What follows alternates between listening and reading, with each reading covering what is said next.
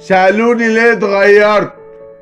لا والله اتغيرت عشان عمايلكوا وعشان الفلوس اللي عمتكوا والعمر اللي اتسرق منكوا ومش فاهم محبتكوا. انا بتعصب لما بشوفكوا عشان انتوا ناس ماتت قلوبكوا، والعيب مش عليكوا، العيب على اللي يتشرف بيكوا ودايما بيحييكوا.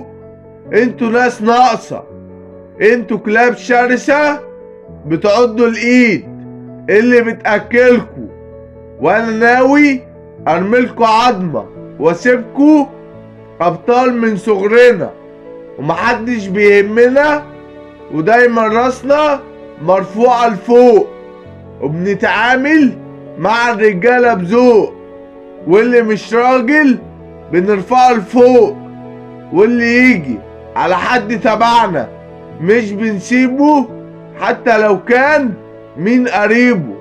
احنا الهزار ما بنحبهوش، وقت الجد ما بنجلوش، وبنكسب الجنيه حتى لو في بق القروش، واللي فيكم معاه ما يلزموش، والغلبان عمرنا ما جينا عليه حتى لو معناش بنديله جنيه.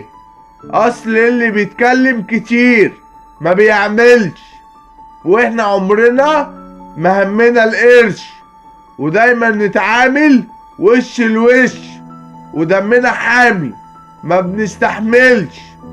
وكل الحكاية ان احنا بنشوفكم مراية، وعمر ما يجي معانا اي كلب